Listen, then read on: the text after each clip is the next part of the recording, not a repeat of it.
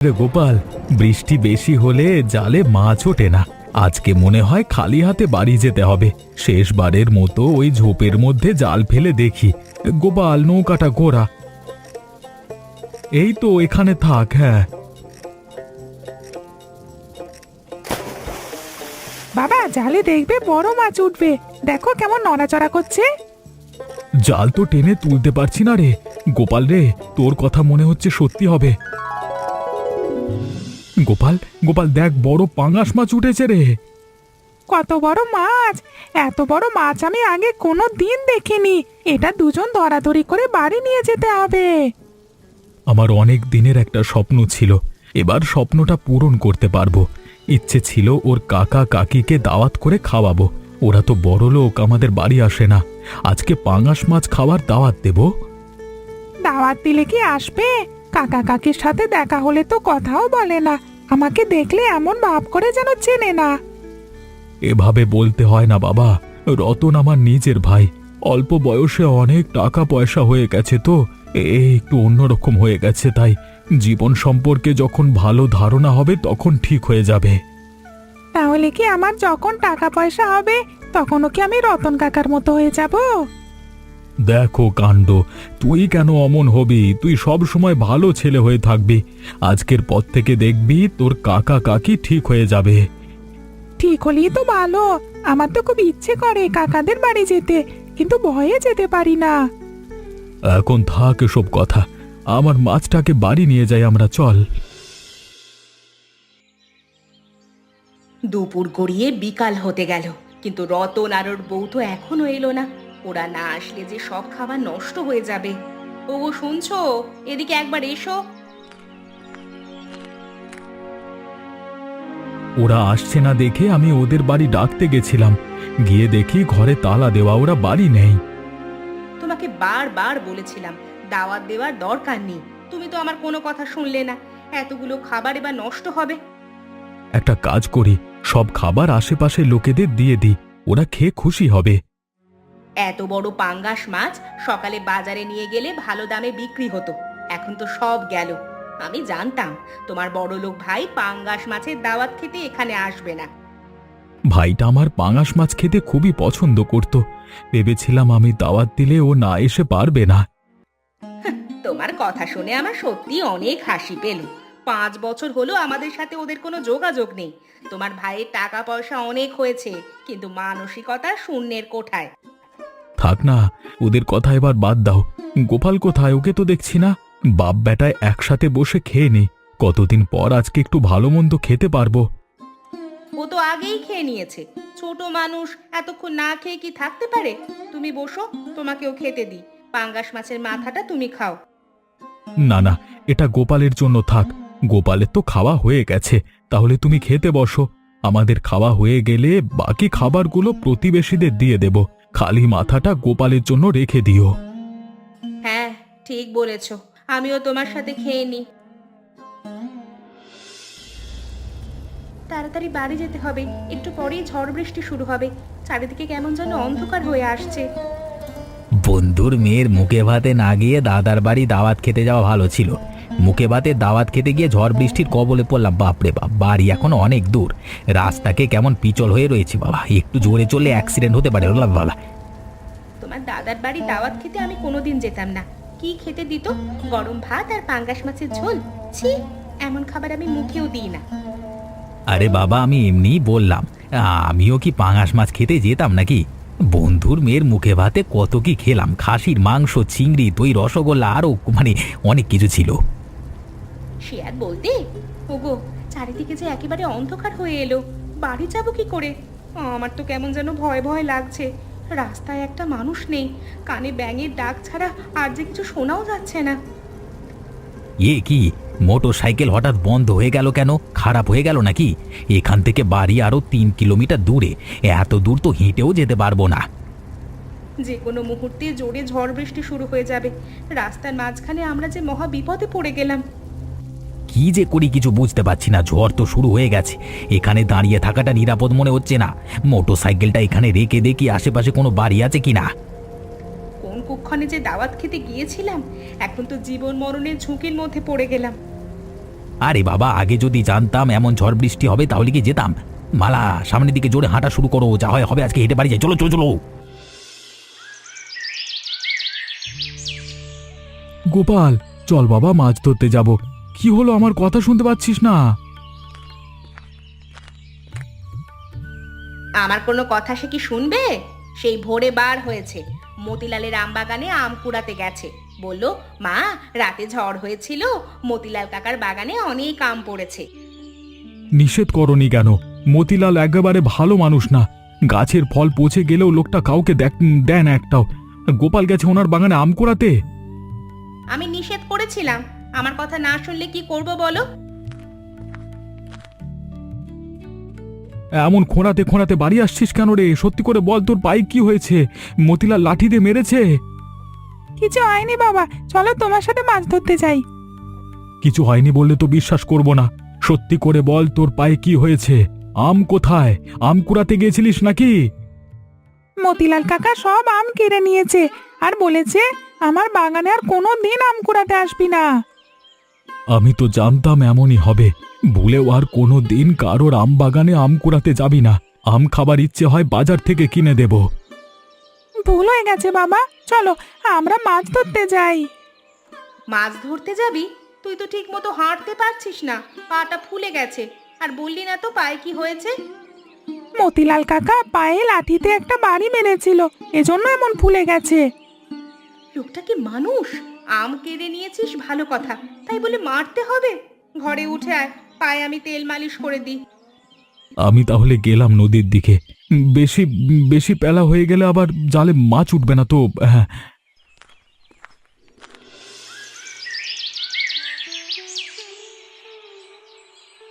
এই শুনছো? ওঠো ওঠো, সকাল হয়ে গেছে, বাড়ি যেতে হবে তো। কেমন করে যে রাতটা পার হয়েছে ওপরওয়ালাই জানেন। এ কি, চারিদিকে সূর্যের আলো ছড়িয়ে পড়ছে দেখছি। কখন যে ঘুমিয়ে পড়েছিলাম কিছুই বুঝতে পারিনি। এই ঘরটা ছিল বলে, নইলে নইলে যে রাতে আমাদের কি হতো। দেখো, চারিদিকে কেমন গাছপালা ভেঙে পড়েছে। বাড়ির দিকে এগিয়ে যাই।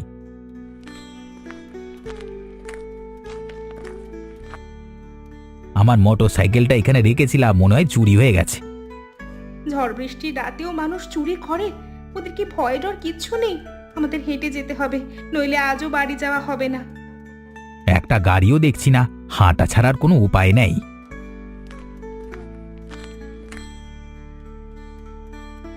রতন যে, ভালোই হলো দেখা হয়ে। তোকে আমি কয়েকদিন ধরে খুঁজছি। তোর কাছে টাকা পাওয়া যায় আর কত ঘোরাবিবে আমাকে? হ্যাঁ, দিদো দিদো দাদা দাদা, এ হাতটা একটু টানাটানি যাচ্ছে দাদা। আমাদের হাতে টাকা আসলে দিয়ে দাদা, সময় দাও না একটু। তোর হাত টানাটানি যাচ্ছে এটা তো আমার বিশ্বাস হচ্ছে না রে বাবা। দুদিনের জন্য আমার টাকা ফেরত না দিলে আমার জিনিস আমাকে ফেরত দিবি ব্যাস। তুমি এমন করছো কেন? তোমার কাছ থেকে কি মানে এই প্রথম কিছু নিয়েছি? এবার একটু হাত টানাটানি যাচ্ছে বলে দেরি হচ্ছে। যা বললাম মনে থাকে যেন। দুদিনের মধ্যে আমার টাকা চাই। আমি বাবু টাকা ছাড়া কিছু বুঝি না, এটা যেন মাথায় থাকে। হ্যাঁ, তুমি ওনার কাছ থেকে কি নিয়েছো? আর তোমার হাত টানাটানি যাচ্ছে, এটা তো একেবারে মিথ্যে কথা। শোনো মালা, ব্যবসা করতে গেলে দু একটা মিথ্যে কথা বলতে হয়। এখন দ্রুত হেঁটে বাড়ির দিকে চলো। একটা রাত আমরা বাড়ির বাইরে, বাড়িটা ঠিকঠাক মানে থাকলে হলো।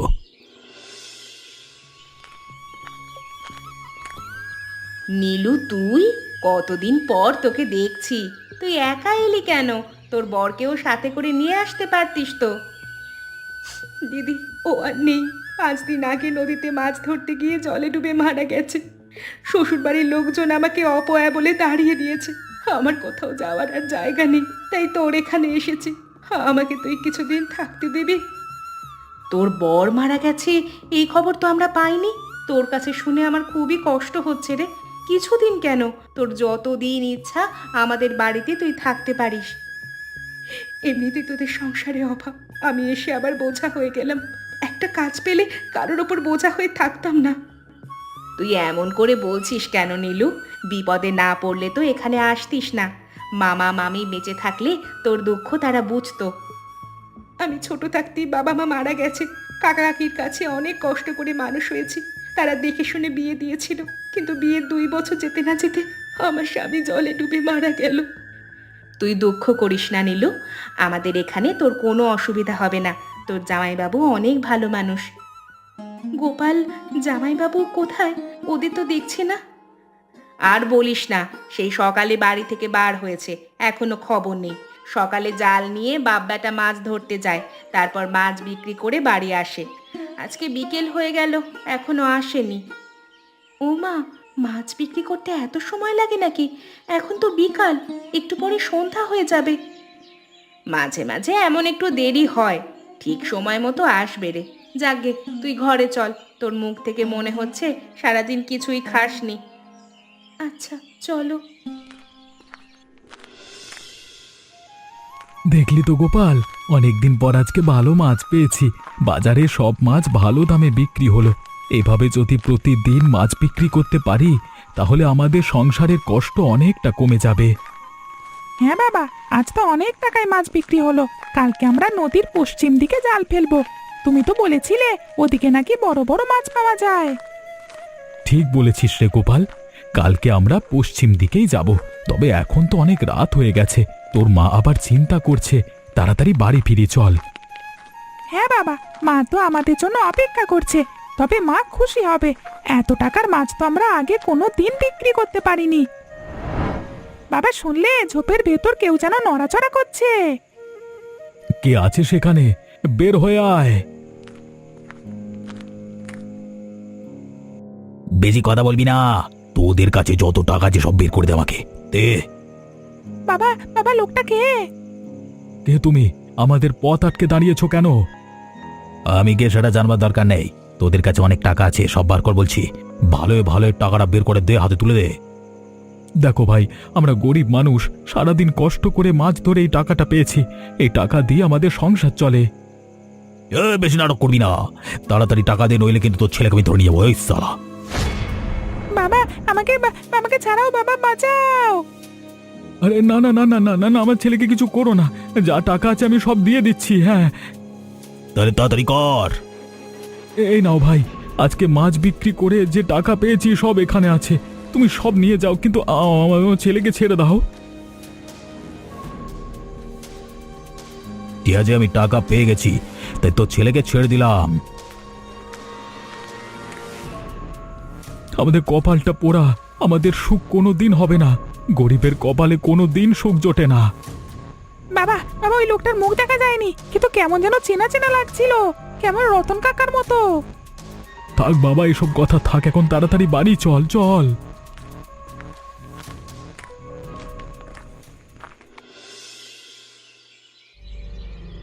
এক রাতের মধ্যে এতগুলো টাকা তুমি কোথায় পেয়েছো?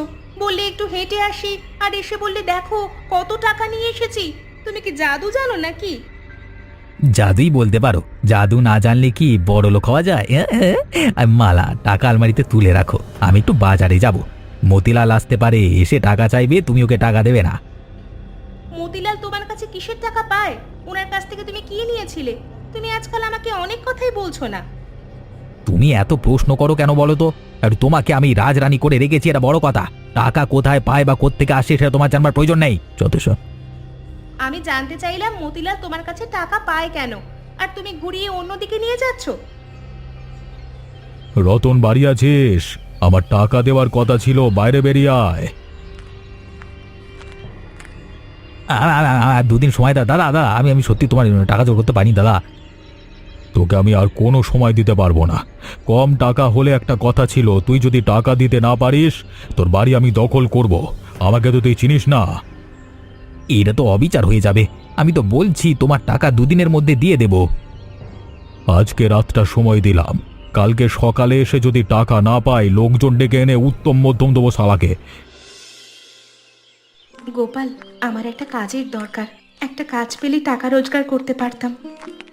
মাসি, তুমি রোজ আমাদের সাথে মাছ বিক্রি করতে যেতে পারো। ও মাসি, তুমি আমাদের সাথে মাছ বিক্রি করতে যাবে? ওই লোকটাকে চেনা চেনা লাগছে। গোপাল, লোকটার সাথে কথা বলা দরকার। লোকটা একটা বাটপার। মাসি, উনি তো আমাদের কাকা। কাকা আমাদের সাথে কথা বলে না। কাকার অনেক টাকা, তাই আমাদের মানুষ বলে মনে করে না। তোর কাকা? এই যে শুনছেন?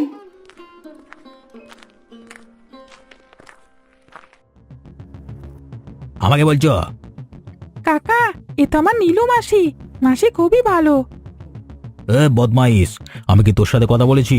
তোকে না বলেছি রাস্তাঘাটে আমার সাথে কথা বলবি না?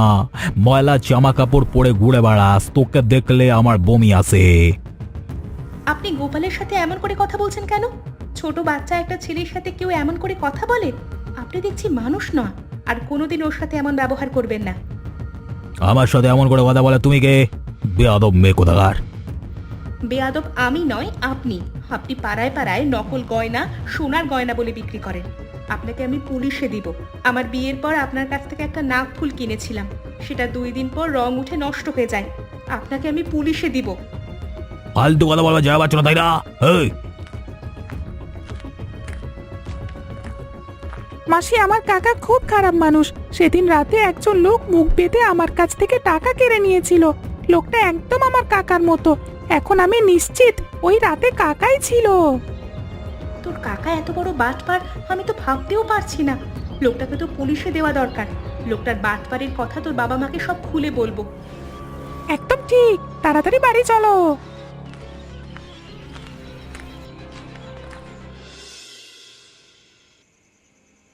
আজ সারাদিন মাথার মধ্যে একটা কথাই ঘুরছে, ভাবতেই পারছি না মানুষ এতটা বদলে যেতে পারে। তোমার নিজের ভাই এতটা অধঃপতনে নেমে গেছে, এটা ভাবলে আমার কেমন যেন হচ্ছে। তুমি ঠিকই বলেছ কমলা। রতন এমন ছিল না। আমরা দুজন একসাথে নদীতে মাছ ধরতে যেতাম, এক থালায় ভাত খেতাম। তখন তো আমাদের মধ্যে কোনো ভেদাভেদ ছিল না, কিন্তু টাকা মানুষকে কেমন বদলে দেয়। শুধু বদলাতেই তো হতো। এখন তো শুনছি মানুষ ঠকিয়ে টাকা কামাচ্ছে, নকল গহনা বিক্রি করছে, মানুষের কাছ থেকে টাকা নিয়ে ফেরত দেয় না। এসব শুনে খুব লজ্জা লাগে। গোপাল কি বলে জানো? সে বলছিল সেদিন রাতে যে লোকটা আমাদের কাছ থেকে টাকা ছিনিয়ে নিয়েছিল সে নাকি রতনের মতোই ছিল। গোপাল ছোট ছেলে হলেও মিথ্যা কথা বলে না। ও যদি বলে লোকটা রতনের মতো ছিল, তাহলে রতনই ছিল। আমি তো ভাবতেই পারছি না নিজের ভাইয়ের কাছ থেকে কেউ এমন ভাবে টাকা ছিনিয়ে নিতে পারে। আমার মন সেটা মানতে চাইছে না, কিন্তু আবার মনে হচ্ছে এখন রতন এমন কাজ করতেও পারে। টাকা আর লোভ মানুষকে অন্ধ করে দেয়। একদিন সে তার ভুল বুঝতে পারবে। রতনকে এই সব অপরাধমূলক কাজ থেকে সরিয়ে নিয়ে আসতে হবে, নইলে ও আরো বড় অপরাধী হয়ে যাবে। একবার জেলে গেলে আরো ছাড়া পাবে না। আমি চাই না আমার ভাই জেলে যাক, যতই খারাপ হোক। সে তো আমার নিজের রক্ত। আমি শুধু চাই সে নিজের ভুলটা বুঝতে পারুক। যদি একবার বুঝতে পারে তাহলে হয়তো আবার আগের মতো মানুষ হয়ে যাবে। তুমি সব সময় মানুষকে ভালো ভাবো, কিন্তু সব মানুষ তো আর তোমার মতো ভালো নয়। রতনের মতো মানুষকেও তুমি খারাপ বলতে পারছো না। দেখি কালকে সকালে ওর সাথে কথা বলতে হবে। যেভাবেই হোক ওকে এই রাস্তা থেকে বার করে নিয়ে আসতে হবে। শোনো কমলা, এখন এসব কথা থাক। হ্যাঁ, তুমি আলোটা নিভিয়ে দাও, আমি ঘুমাবো, অনেক রাত হয়ে গেছে। আজকে আমার টাকা না দিলে তোকে শেষ করে দেব। ভালো চাস তো এখনই আমার টাকা দিয়ে দে। আরে, আপনি ওকে এমন করে মারছেন কেন? ছেড়ে দিন বলছি। ওকে ছেড়ে দেব? আমার টাকা না দেওয়া অবধি ওকে ছাড়বো না। এখনই আমার লোকজন এসে তোমাদের বার করে দেবে। মতিলাল, তুই আমার ভাইকে এভাবে মারছিস কেন? তুই আমার ছেলের পায়ে লাঠি দিয়ে মেরেছিলিস, তখন আমি তোকে কিছু বলিনি, কিন্তু আজকে আমি তোকে ছাড়বো না। দাদা তুমি আমাকে বাঁচাও, মতিলাল নাকি আমাকে বাড়ি ছাড়া করে দেবে। মতিলাল একটা শয়তান। আমি শয়তান? তাহলে তুই কি রে? হ্যাঁ, শোন রতন, আমি খারাপ মানুষ হতে পারি, কিন্তু কোনো অবৈধ ব্যবসা করি না। আমার কাছ থেকে তুই 50,000 টাকার পেতলের গহনা কিনেছিলিস। সে গহনা তুই সোনার গহনা বলে বিক্রি করেছিস। তুই আমার কাছ থেকে পেতলের গহনা কিনেছিস, তার প্রমাণ আমি দেব। এবার বল, আমার টাকা দিবি কিনা? মালা আলমারিতে 50,000 টাকা আছে, মতিলাল দাদাকে দিয়ে দাও।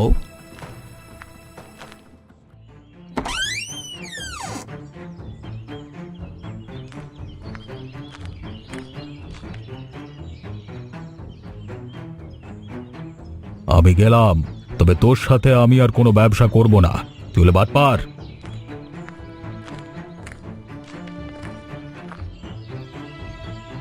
ছি ছি ছি ছি, তুই আমার নিজের ভাই, ভাবতেই খারাপ লাগছে। আমি নিজে তোকে পুলিশের হাতে দেব। দাদা, দাদা, এবারের মতো ওকে মাফ করে দাও। আমি কথা দিচ্ছি ও আর কোনো খারাপ কাজ করবে না। দাদা আমাকে মাফ করে দাও দাদা, এখন থেকে আমরা মিলেমিশে থাকবো দাদা। ঠিক আছে, মাফ করে দিলাম। তবে এরপর যদি শুনি তুই অপরাধমূলক কাজে জড়িয়ে পড়েছিস, আমি নিজের হাতে তোকে শাস্তি দেব। সব সমস্যার সমাধান তো হলো, কিন্তু আমাদের নীলুর একটা ব্যবস্থা হলো না। নীলুর জীবনটা কি এইভাবে শেষ হয়ে যাবে? মানুষের জীবনে অনেক সমস্যা আসে, সেগুলো মোকাবিলা করে জীবন কাটাতে হবে। নীলু এখানে থাকবে, আমি ওর জন্য একটা কাজের ব্যবস্থা করেছি। সত্যি বলছো? যে কোনো ধরনের কাজ আমি করতে পারবো। বলো, কবে থেকে কাজে যেতে হবে? অমরেশ বাবুর মুদিখানার দোকানে পণ্য বিক্রি করতে হবে। মাসে